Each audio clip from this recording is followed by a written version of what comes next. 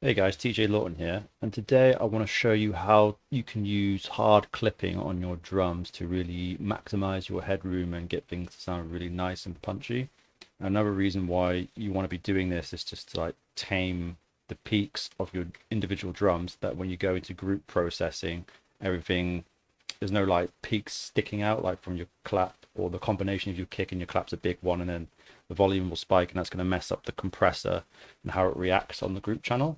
So I'm going to show you quickly how to use some free plugins you can use to clip the peaks off of your drums without adding too much distortion. In fact, the distortion that is added might sound quite nice. And yeah, let's just jump straight into it. So I've got a beat here.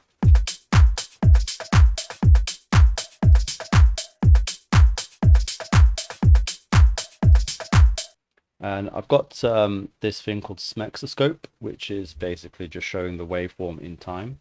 And I've got it on the kick channel here, so I can see the waveform of the kick. The first thing I'm doing is setting a line of like where I feel like I want to take off some of the peak and sort of level it out a bit. So then we're going to open up my free clipper, and I've already got some settings on here. I'm just going to reset it. And you can download this, just Google like Vent Audio Free Clip. You can get this really nice hard clipper. So what we're going to do is start bringing this threshold down until we start to see the kick peak level out a bit more.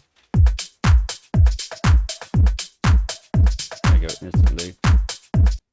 And you can sound, it sounds a bit crunchy, a bit distorted, and that's because generally with low bassy sounds, there's a lot of energy there, and that sub gets compressed quite a lot, and we don't really want that. So what we're going to do is we're going to change the clip type, and that should get rid of that distortion while taking the peak off.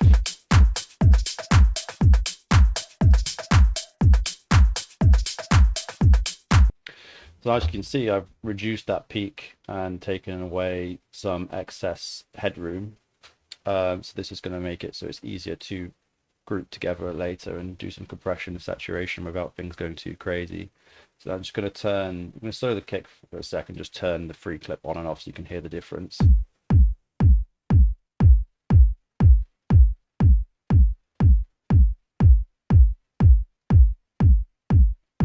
As you can hear, the kick now sounds more punchy. There's less dynamics, but it's more punchy, more tight, and it's going to really help out when we put things in a group. So now we want to move on to the kick real quick. And I can just like Control A, Control C, copy those plugins, go to the clap, put them on, and then just reset it. You can see here, I probably want to go to about here, just get rid of these tiny little peaks.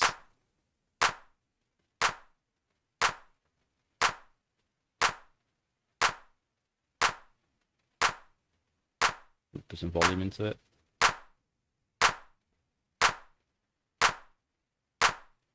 You see now it looks a lot more thick, and if you turn the free clip on and off now and listen to what it sounds like before and after, so this is before.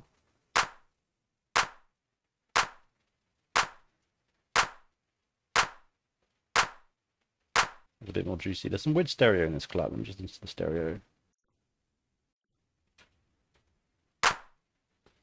That should be fine. So now those peaks are a bit more tamed. And now a big problem when you think about drum processing is usually when the clap and the kick hit together, and this is, you know, it happens all the time in house music. The volume goes really loud, and that's going to mess up the dynamics of your group channel.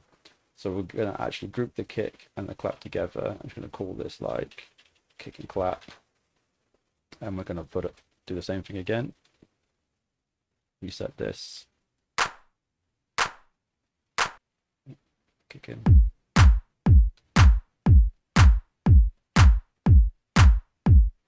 You can see the combination of the kick and the clap's quite loud. So you want it to be like around where the kick is. So again, we're just going to bring this down.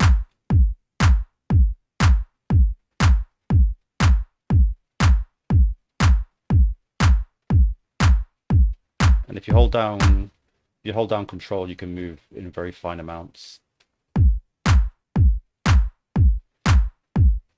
There you go. Now we've got the kick and the snare sitting at the same level of volume.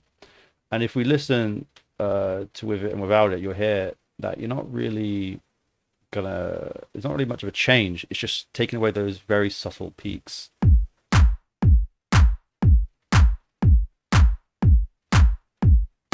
If anything, you could say the clap's more glued into the kick, which is really nice.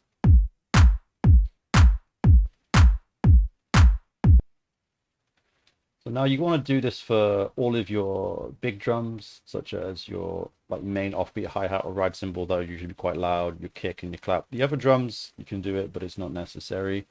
Sometimes you know, if you do it to everything, you're going to have absolutely no dynamic range in most of your sounds, which maybe you want, maybe you don't.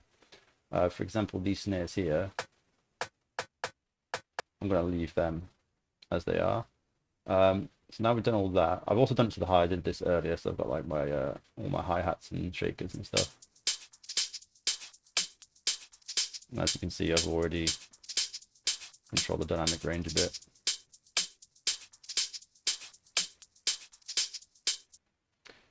So now we go into our drum channel. There we go. So we group all these, and these become our group for all our drums. And now what we can do is, if we grab another scope, Smex a scope, you can see the waveform is it's got a nice crescent factor. It's nice and tamed, and it's ready for group compression. So I'm not going to go into like drum bus compression and drum bus processing in this video, but if you did find this useful, let me know and I'll do a video that shows basically where to go from here and start doing the drum bus processing and making things sound nice and fat. But before I end the video, I just want to turn off all the clipping and show you what this looks like on the drum bus without any clipping. So now if we look, this is without any clipping on anything now. Things are a bit more wild, a bit more untamed.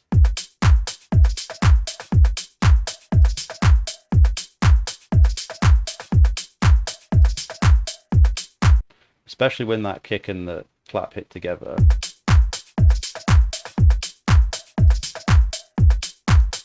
Pushes it out.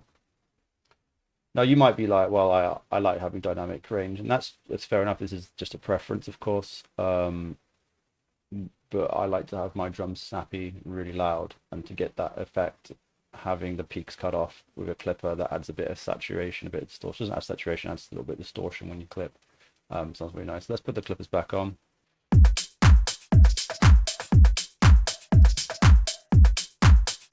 Nice and tight. And we've already taken it's not like a dramatic thing. We've already taken a tiny little bit off, maybe like 2 or 3 decibels at the most from some of the sounds. And it's mainly to get the kick and the clap to really sit well together, to glue well together. Because when we do the drum bus compression, the compressor's attack and release is going to react the same every single time, rather than saying, oh, here's the kick, I'm going to react in, say, -2 decibels gain reduction, and then the clap and the kick hit together, and you get 4 decibels of gain reduction on the compressor, and then the release time is longer, and that's going to mess up your pump, because it's going to be like slow to fast, and it's going to feel lopsided when you do your group compression. So anyway, that's the end of this video, but just a quick one for clipping. If you have any questions, let me know in the comments, and if you'd like to see the group processing, I'll do a video on that tomorrow, so let me know. Cheers.